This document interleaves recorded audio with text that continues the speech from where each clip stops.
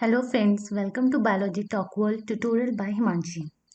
This is part 4 of Unit Biotechnology of Class 12 Biology. आज हम discuss करेंगे various steps को डिटेल में जो कि एक रिकॉम्बिनेंट डीएनए बनाने के लिए यूज होते हैं। साथ में हम यहाँ पे फोकस करेंगे कि how we can distinguish between a transform host cell और a non transform host cell. Lastly हम ये देखेंगे कि किस तरीके से हमारा जो ट्रांसफॉर्म होस्ट सेल है उसके हम मल्टीपल कॉपीज बनवाते हैं और अपना जो डिजायर्ड जीन का जो प्रोडक्ट है दैट इज प्रोटीन उसको कैसे ऑब्टेन करते हैं। As you can see in the diagram, see हमने एक सबसे पहले डोनर सेल लिया। उस डोनर सेल को डिफरेंट लाइटिक एंजाइम से ट्रीट कराया ताकि हमने उसका जो डीएनए है और जेनेटिक मटेरियल उसको आइसोलेट किया। फिर हमने इस genetic material that is DNA को हमने डिफरेंट रिस्ट्रिक्शन एंजाइम से ट्रीट कराया ताकि हमारे पास different fragments of DNA obtain हो। After separation, after fragmentation of the desired gene, हम क्या करेंगे, इनकी स्क्रीनिंग करेंगे और अपना डिजायर्ड सेगमेंट ऑफ डीएनए वहां से आइसोलेट करते हैं। साइमल्टेनियसली हम सूटेबल वेक्टर लेंगे जो हमारी क्लोनिंग में हेल्प करता है। इस वेक्टर को भी हम सेम रिस्ट्रिक्शन एंजाइम से ट्रीट कराते हैं। यहाँ पे जो पर्पस है कि सेम रिस्ट्रिक्शन एंजाइम को यूज करने का वो यही है कि जो हमारे टारगेटेड डीएनए में जो स्टिकी एंड्स प्रोड्यूस हुए हैं और जो वेक्टर्स के ऊपर जो हमारे स्टिकी एंड्स प्रोड्यूस हुए हैं वो एक दूसरे के कॉम्प्लीमेंट्री हो, क्योंकि जब सेम टाइप का रिस्ट्रिक्शन एंजाइम हम यूज करेंगे वो सेम टाइप के टारगेटेड सीक्वेंस पे या रिस्ट्रिक्शन साइट पे जाके कट करेगा और हमारे जो कॉम्प्लीमेंट्री सेगमेंट्स बनेंगे जो और वीकेंड से जो हमारे स्टिकी एंड्स बनेंगे वो एक दूसरे के कॉम्प्लीमेंट होंगे, तो वहाँ पे जो लाइगेशन का प्रोसेस है वो हमारे लिए ईजी हो जाएगा। मीन हमारा जो टारगेटेड डीएनए है वो वेक्टर के साथ इजीली कंबाइन हो सकता है। आफ्टर दैट जब हमारा टारगेटेड डीएनए हमारे वेक्टर के साथ कंबाइन हो गया तो हमारा फाइनली जो डीएनए बनकर आता है that is known as recombinant DNA और आरडीएनए। फाइनली इस रिकॉम्बिनेंट डीएनए को हम एक सूटेबल होस्ट के अंदर इंसर्ट कराते हैं, इंटीग्रेट कराते हैं बाय यूजिंग वेरियस टेक्निक। हमने प्रीवियस लेक्चर्स में देखा है कि हम एक सूटेबल होस्ट को किस तरीके से कॉम्पिटेंट बना सकते हैं bye treatment of various calcium chloride, gene gun और अदर मेथड्स। फाइनली जब हमारा रिकॉम्बिनेंट डीएनए एक होस्ट के अंदर इंटीग्रेट हो गया है, इस होस्ट को हम एक सूटेबल मीडिया के अंदर ग्रो कराते हैं ताकि ये होस्ट क्या करे, अपनी मल्टीपल कॉपीज बनाए। साथ साथ ये क्या करेगा, जो इस होस्ट के अंदर जो रिकॉम्बिनेंट डीएनए है वो भी अपनी क्लोनिंग करेगा। रिजल्ट ये जो हमारे पास जो फॉरेन पीस ऑफ डीएनए है और रिकॉम्बिनेंट डीएनए है और हमारा जो जीन ऑफ इंटरेस्ट है जो वेक्टर में वो भी रेप्लिकेट करेगा, क्लोन करेगा, कॉपीज ऑफ डिजायर्ड जीन यहाँ पे ऑब्टेन होंगी। एज ए रिजल्ट फाइनली हम क्या करते हैं, ये जो डिजायर्ड जीन जो ऑब्टेन हुआ है इसमें ट्रांसक्रिप्शन एंड ट्रांसलेशन का प्रोसेस होगा और फाइनली हमारा डिजायर्ड प्रोटीन हमको ऑब्टेन हो जाएगा। इस प्रोटीन को फाइनली हम बाद में डिफरेंट प्रोसेसेस के थ्रू सेपरेट करते हैं, प्यूरिफाई करते हैं और कमर्शियल लेवल के लिए यूज करते हैं। Let us see all this steps in little detail. हमने पे कुछ स्टेप्स है जो कि रिकॉम्बिनेंट डीएनए को बनाने के लिए यूज होते हैं, जैसे isolation of DNA from the donor organism, then insertion of the desired gene into the cloning vector, then हम क्या करते हैं, जो हमारा ट्रांसफर करते हैं हम रिकॉम्बिनेंट डीएनए को सूटेबल कॉम्पिटेंट होस्ट के अंदर। फाइनली हम यहाँ पर सिलेक्शन करते हैं ट्रांसफॉर्म होस्ट का from the non transform host and then we multiply the host cell and finally जो होस्ट सेल हमारा मल्टीप्लाई हुआ है उसके जीन को हम उस जीन का जो भी ट्रांसलेशन करके जो भी प्रोडक्ट आता है उसको हम ऑब्टेन करते हैं। तो इस वीडियो में हम ये लास्ट की 3 जो स्टेप्स हैं that is selection of the transform host cell, multiplication of the host cell and expression of the gene to obtain the desired product, इन पे फोकस करेंगे। ठीक है, जैसे यहाँ पे है first isolation of the DNA from the donor cell. इसमें हम क्या करते हैं, जो हमारा डोनर सेल हमने लिया है उसको हम डिफरेंट लाइटिक एंजाइम्स के साथ ट्रीट कराते हैं। We can use various shearing method, blender method, we can use different detergent to rupture the cell of a host. ठीक है, ताकि हम अपना डिजायर्ड जीन उस सेल के अंदर से आइसोलेट कर सकें। फाइनली जब हमारे पास फ्री फॉर्म में जो डीएनए आ गया है, उस फॉर एग्जांपल जैसे यहाँ पे ये डीएनए हमें ऑब्टेन हो गया है after breaking down of the cell. अब हम क्या करेंगे, इस डीएनए के ऊपर डिफरेंट रिस्ट्रिक्शन एंडोन्यूक्लियस का ट्रीटमेंट करेंगे और ये different endonuclease depending upon the target site इस डीएनए को स्मॉल स्मॉल फ्रेगमेंट्स में ब्रेक कर देगा। ये जो क्लीट डीएनए है इसको हम फॉरेन डीएनए भी बोलते हैं और इन्हीं को हम पैसेंजर डीएनए के नाम से भी जानते हैं। आफ्टर हमने जब आइसोलेट कर लिया है अपना डीएनए फ्रेगमेंट और जीन ऑफ इंटरेस्ट, फिर हम क्या करते हैं, इस डिजायर्ड जीन को या फॉरेन जीन को हम इन क्लोनिंग वेक्टर्स के अंदर लाइगेट करते हैं। For example this is our gene of interest और हमारे पास ये वेक्टर है, सूटेबल वेक्टर है। अब हम क्या करेंगे, इस डिजायर्ड जीन को एक सूटेबल वेक्टर के अंदर इंसर्ट कराएंगे ताकि हमारे पास क्या बन के आए, ये हमारा रिकॉम्बिनेंट डीएनए बन जाए। ठीक है, this is known as recombinant DNA और इसी को हम क्या बोलते हैं, दूसरे नाम से भी जानते हैं, that is chimeric DNA. Chimeric DNA and recombinant DNA both are the same thing. यहाँ पे जो एंजाइम यूज होता है इस फॉरेन डीएनए को एक वेक्टर के साथ ऐड करने के लिए, that enzyme is known as DNA ligase. Next step है transfer of the recombinant DNA into suitable competent cell. अब किसी भी होस्ट के अंदर, एक होस्ट सेल के अंदर अगर हम अपना रिकॉम्बिनेंट डीएनए इंटीग्रेट कराना चाहते हैं तो सबसे पहले हमें ये इंश्योर करना होता है कि वो सेल और जो होस्ट है वो हमारा कॉम्पिटेंट हो, मीन वो केपेबल हो कि वो फॉरेन पीस ऑफ डीएनए को अपने अंदर ले ले। तो ये जो प्रोसेस है, जब हमारा रिकॉम्बिनेंट डीएनए जब हमारे एक रिकॉम्बिनेंट डीएनए इंसर्ट हो जाता है किसी सूटेबल होस्ट के अंदर, तब हम उस होस्ट को बोलते हैं, वो होस्ट क्या है, एक हमारा क्या बन जाता है, ट्रांसफॉर्म्ड होस्ट कहलाता है। ठीक है, then it is known as transformed host. ठीक है, और ये जो प्रोसेस है, जिस फिनोमिना की वजह से हमारा होस्ट ट्रांसफॉर्म्ड हो रहा है, that phenomena is known as transformation. Clear. यहाँ पे हम डिफरेंट नेचुरल बैक्टीरियाज को भी यूज कर सकते हैं जो ऑलरेडी कॉम्पिटेंट है, या फिर हम डिफरेंट मेथड्स को यहाँ पे अप्लाई कर सकते हैं to make the cell competent. जैसे कि हमने एक सेल को कॉम्पिटेंट बनाने के लिए हम वेरियस टेक्निक्स यूज करते हैं। जैसे हमने प्रीवियस लेक्चर्स में पढ़ा, हम कैल्शियम ट्रीटमेंट दे सकते हैं, कैल्शियम क्लोराइड ट्रीटमेंट दे सकते हैं, हम हीट शॉक ट्रीटमेंट प्रोवाइड करा सकते हैं। ठीक है, हम इलेक्ट्रोफोरेशन टेक्निक यहाँ पे यूज करते हैं, mean high electric current supply करते हैं सेल को, ताकि वो उसकी जो सेल वॉल है वो वीक हो जाए और परमेबल हो जाए to take the foreign piece of DNA. Then हम यहाँ पे माइक्रो इंजेक्शन मेथड यूज कर सकते हैं। Then we can use the lipofection method. Generally एक स्मॉल स्फेरिकल बॉडीज होती हैं जिनको हम लाइपोसोम्स बोलते हैं। ठीक है, ये लाइपोसोम्स हम जनरली क्या करते हैं, जब लाइपोसोम्स का आर्टिफिशियल प्रिपरेशन कर रहे होते हैं, तो फॉर लेट अस कंसिडर कि ये फ्रेगमेंट है लाइपोसोम, जो लाइपोसोम्स को बनाएंगे।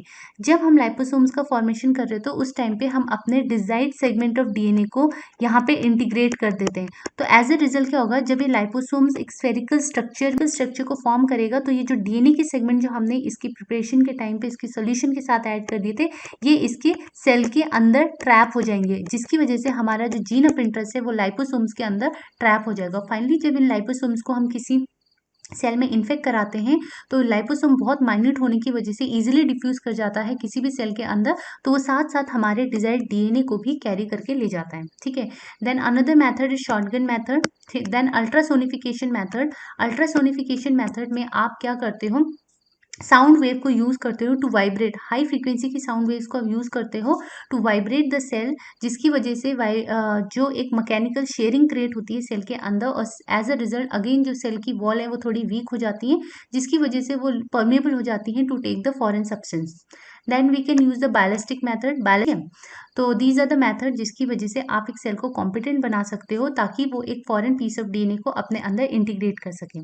नेक्स्ट है, अगर हमने प्लांट के अंदर किसी जीन को इंटीग्रेट कराना है, तो हम यहाँ पे सबसे मोस्ट कॉमनली यूज वेक्टर्स जो होता है, दैट इज टीआई प्लाज्मिड का यूज करते हैं। टीआई प्लाज्मिड क्या है, एग्रोबैक्टीरियम ट्यूमिफेसिन एक सॉइल बैक्टीरिया है। इस सॉइल बैक्टीरिया के अंदर एक स्पेसिफिक टाइप का प्लाज्मिड मिलता है जिसको हम टीआई प्लाज्मिड बोलते हैं। ये टीआई प्लाज्मिड जनरली इसके अंदर ऑक्सिन एंड साइटोकाइन के जीन होते हैं। जब हम इन नॉर्मल कंडीशन में जब ये टीआई प्लाज्मिड किसी प्लांट सेल के अंदर जाता है, तो वहां पे इस टीआई प्लाज्मिड के अंदर ऑक्सिन एंड साइटोकिन जीन होने की वजह से वो सेल क्या करता है, उस प्लांट के अंदर high amount of auxin and cytokine की सिंथेसिस को इंक्रीज करता है और इंड्यूस करता है। एज ए रिजल्ट क्या होता है, सेल के अंदर over growth of cells, over cell division produce होता है, जिसकी वजह से प्लांट के अंदर मासेज ऑफ सेल्स प्रोड्यूस होते हैं due to rapid cell division, और इन्हीं masses, extra masses of cell को हम बोलते हैं ट्यूमर या फिर क्राउन गॉल डिजीज। तो ये जो क्राउन गॉल डिजीज है, ये हमारे लिए इतना बेनिफिशियल नहीं होता है। तो हम इस जो टीआई प्लाज्मिड है, इसकी जो नेचुरल टेंडेंसी है कि प्लांट सेल को इन्फेक्ट करता है, इसको हम ह्यूमन ने बायोटेक्नोलॉजी में अपने जीन ऑफ इंटरेस्ट को इंसर्ट कराने के लिए यूज किया है। एक्चुअली इस प्रोसेस में what does the human does, plasmid का जो पोर्शन है जिसमें ऑक्सिन एंड साइटोकाइनिन है, हम इस टीआई प्लाज्मिड को जो ये एग्रोबैक्टीरियम ट्यूमिफेशन का वेक्टर है वहां से रिमूव करते हैं और उसके बदले अपना जीन ऑफ इंटरेस्ट ऐड कर देते हैं। तो एज अ रिजल्ट जब ये टीआई प्लाज्मिड किसी प्लांट को इन्फेक्ट करता है, तो वहां पर हमारा ऑक्सिन एंड साइटोकाइन ना जाकर हमारा जीन ऑफ इंटरेस्ट उस प्लांट के अंदर इंटीग्रेट हो जाता है। नेक्स्ट है selection of the transform host. जब हमने अपना रिकॉम्बिनेंट डीएनए किसी होस्ट के अंदर इंटीग्रेट करा दिया है, अब हमने अब फाइनली क्या कर दिया, अपना रिकॉम्बिनेंट डीएनए को एक सूटेबल होस्ट के अंदर इंटीग्रेट करा दिया। नाउ रिमेंबर दिस कि ये जो जितने भी प्रोसेस हो रहे हैं बायोटेक्नोलॉजी के सॉल्यूशंस में होते हैं, हम एक पर्टिकुलर सेल या पर्टिकुलर डीएनए पे काम नहीं करते, ठीक है। आप बहुत सारे सेल्स और बहुत सारे डीएनएज पे आप वर्क करते हो और एक सोल्यूशन के फॉर्म में होता है, जहाँ पे आप अपने बेयर आइसिस से ये डिफ्रेंशिएट नहीं कर सकते कि किस सेल के अंदर आपका रिकॉम्बिनेंट डीएनए गया है और किस सेल के अंदर रिकॉम्बिनेंट डीएनए नहीं गया है। तो इस चीज़ को आइडेंटिफाई करने के लिए कि कौन सा सेल हमारा फाइनली ट्रांसफॉर्म्ड हुआ है और कौन सा सेल हमारा नॉन ट्रांसफॉर्म्ड है, हम यहाँ पे डिफरेंट मार्कर्स का यूज़ करते हैं। जैसे हमने पढ़ा था कि हम यहाँ पे एंटीबायोटिक रेजिस्टेंट जीन्स को यूज़ कर सकते हैं, हम यहाँ पे एंजाइम के कुछ जीन्स को यूज़ कर सकते हैं to distinguish between a transform cell and a non transform cell, ठीक है। Let us take an example. जैसे कि यहाँ पे एक एग्जांपल दिया है, that is PBr322। PBr322 generally है क्या, ये एक टाइप का आपका क्या है, आर्टिफिशियल प्लाज्मिड है। यहाँ पे जो P है वो जनरली आपका डिनोट करता है प्लाज्मिड को, ठीक है। ये जो BR है ये डिनोट कर रहा है साइंटिस्ट को, that is Bolivar and Rodriguez, ठीक है। यहाँ पे BR रिप्रेजेंट करता है आपका Bolivar and Rodriguez, these are the name of the scientist,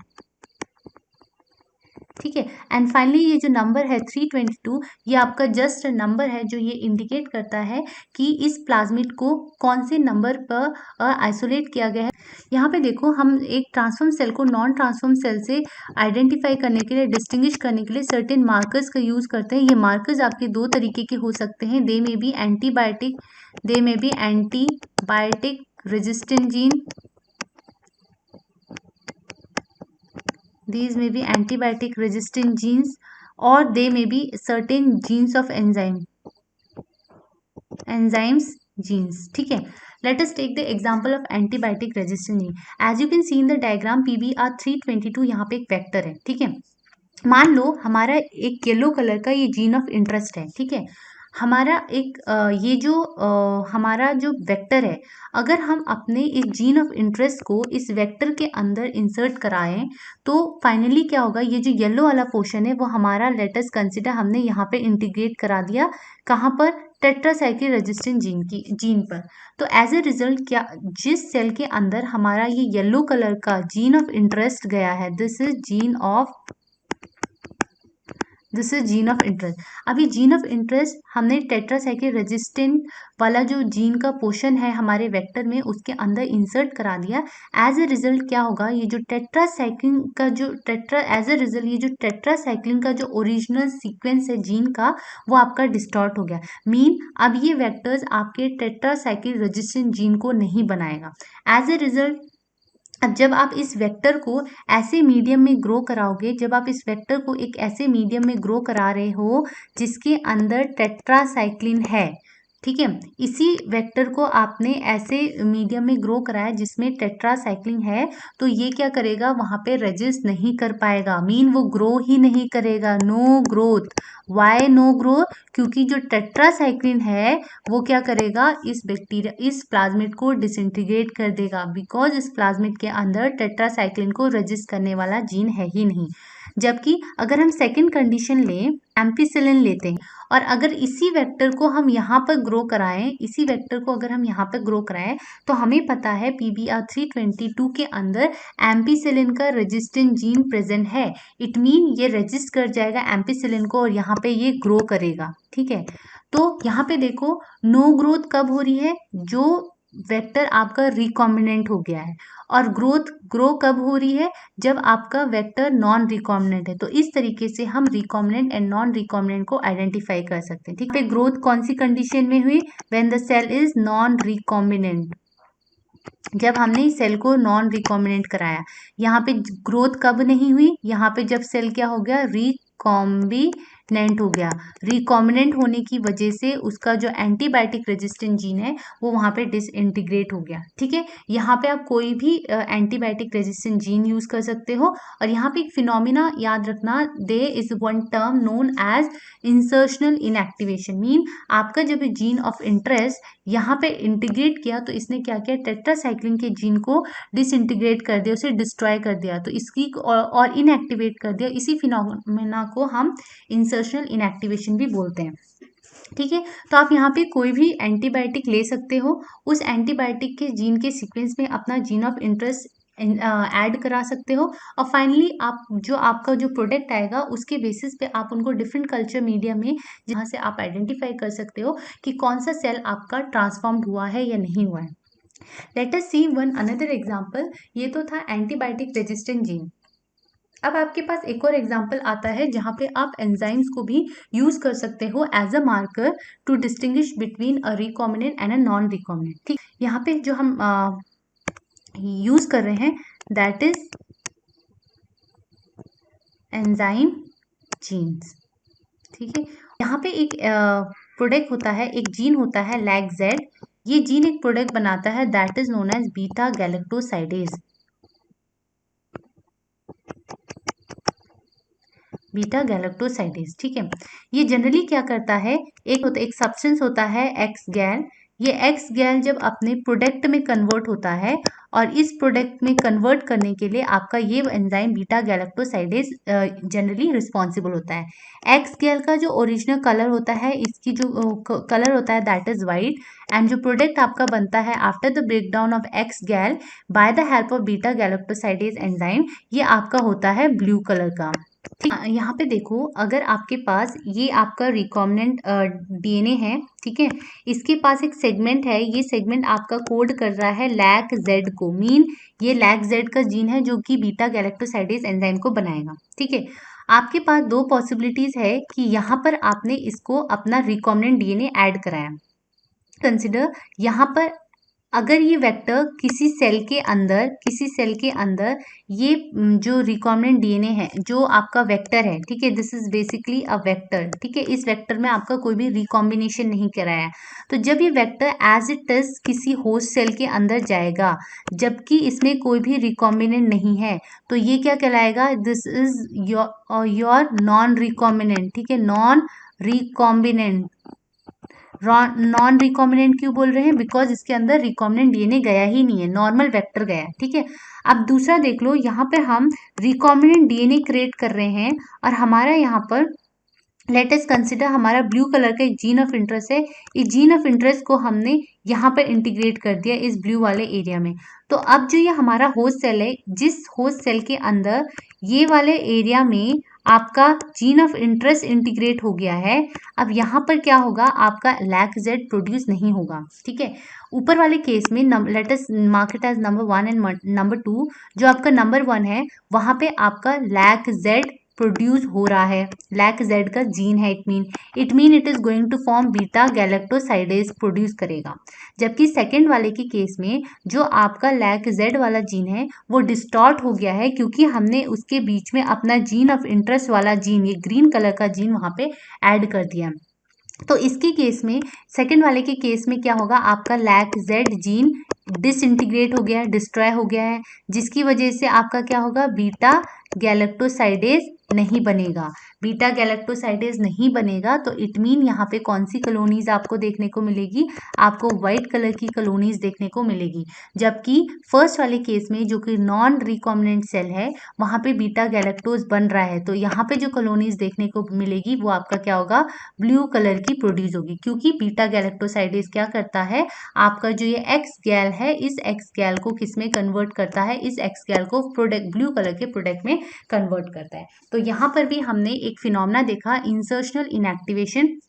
तो हम अपने वेक्टर्स को अपनी नीड के अकॉर्डिंग मॉडिफाई करके यूज कर सकते हैं, और फाइनली हम उसकी प्रॉपर्टीज को एक रिकॉम्बिनेंट सेल को नॉन रिकॉम्बिनेंट सेल से डिफरेंशिएट करने के लिए यूज कर सकते हैं। नेक्स्ट यहाँ पे मल्टीप्लीकेशन ऑफ द ट्रांसफॉर्म हो। अब हमने सारे ऐसे होस्ट को सेलेक्ट कर लिया है जिनके अंदर हमारा डिजायर्ड जीन या desired piece of DNA insert हुआ है, ऐसे होस्ट को हमने आइडेंटिफाई कर लिया है। अब इस होस्ट को हम क्या करेंगे, एक सूटेबल मीडियम में सूटेबल ग्रोथ मीडिया में ग्रो कराएंगे। ठीक है, growth medias are nothing but एक कल्चर मीडिया होते हैं, न्यूट्रिएंट मीडियाज होते हैं, जहाँ पे सारे एसेंशियल कंपोनेंट प्रेजेंट होते हैं जो एक बैक्टीरिया के लिए ग्रो करने के लिए एसेंशियल होते हैं। तो जब भी हमने इस ग्रोथ मीडिया में इस बैक्टीरिया को ग्रो कराएंगे, तो ये बैक्टीरिया अपनी मल्टीपल कॉपीज का फॉर्मेशन करेगा। अपने डीएनए की रेप्लिकेशन के साथ साथ ये क्या करेगा, जो इसके अंदर जो प्लाज्मिड है, ठीक है, ये उसकी ग्रोथ को भी क्लोन करेगा। एज ए रिजल्ट हमारे पास जो जीन ऑफ इंटरेस्ट है, ठीक है, ये जो जीन ऑफ इंटरेस्ट है उसकी क्या हो जाएगी, मल्टीपल कॉपीज प्रोड्यूस हो। जितना ज़्यादा सेल डिवाइड करेगा उसके अंदर का वेक्टर भी डिवाइड करेगा, और हमारा वेक्टर के साथ साथ हमारा ये जो ग्रीन कलर का जीन ऑफ इंटरेस्ट है ये भी उतना ज़्यादा प्रोड्यूस होगा। हमने इस स्टेप में क्या किया, ट्रांसफॉर्म होस्ट की मल्टीप्लिकेशन कॉपीज कराई। कैसे, उसको एक कल्चर मीडिया में ग्रो करके। Finally expression of the gene is to obtain the desired product. हमारे पास अब बहुत सारे सेल्स ऐसे प्रोड्यूस हो गए हैं जिनके अंदर हमारा डिजायर्ड जीन का जीन प्रेजेंट है, ठीक है, और जीन किस फॉर्म में है, इनके प्लाज्मिड के फॉर्म में प्रेजेंट है, ठीक। अब हम क्या करेंगे, जब हमारे पास number of a host cell बहुत ज़्यादा अमाउंट में है और हमारा ये जो जीन ऑफ इंटरेस्ट है उसकी भी मल्टीपल कॉपीज बन गई हैं, तब हम क्या करेंगे, ये सेल के अंदर ट्रांसक्रिप्शन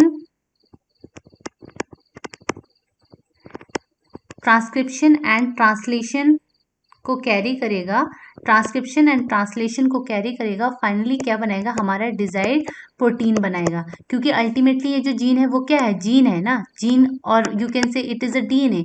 तो डीएनए से पहले ट्रांसक्रिप्शन होगा, ट्रांसक्रिप्शन में क्या होता है, आपका एमआरएनए बनता है। एमआरएनए बनता है, किससे बनेगा, डीएनए से बनेगा। फाइनली ट्रांसलेशन में क्या होगा, ये आपका एमआरएनए प्रोटीन में कन्वर्ट हो जाता है। तो हमारा जो डिजायर्ड प्रोडक्ट है और जो प्रोटीन है वो हमारे लार्ज अमाउंट में एक सेल के अंदर यहाँ पे प्रोड्यूस हो जाएगा। अब हमारा जो मेन काम है वो ये है कि अपने डिजायर्ड प्रोटीन को सेपरेट करना, आइसोलेट करना, प्यूरिफाई करना और अपने पर्पस के लिए यूज करना। ये जो हमारा डिजायर्ड प्रोडक्ट है ये किसी भी चीज को कोड कर सकता है। इट में प्रोड्यूस अल्कोहल, इट में प्रोड्यूस एंजाइम, एंटीबायोटिक और एनीथिंग इट कैन प्रोड्यूस। तो ये है हमारा फाइनली कि किस तरीके से हमने अपना जीन ऑफ इंटरेस्ट से अपना डिजायर्ड प्रोडक्ट लार्ज अमाउंट में फॉर्म कर लिया। फाइनली जो हमारे प्रोडक्ट सेल के अंदर बना है, इस सेल को हम डिफरेंट लाइटिक एंजाइम से वापस ट्रीट कराते हैं, ब्रेक करते हैं, इसके साइटोप्लाज्मा में जो भी सब्सटेंस है उसको आइसोलेट करते हैं, ठीक है, प्यूरिफिकेशन प्रोसेस करते हैं, and then different downstreaming processes के थ्रू एक बायोरिएक्टर में हम इनको कमर्शियल लेवल में प्रोडक्शन करवाते हैं। So this is all about कि आप किस तरीके से हम सेल से किस तरीके से अपना डिजायर्ड प्रोडक्ट कमर्शियल लेवल में ऑब्टेन करते हो। Thank you. If you like my video please like, share and subscribe my channel.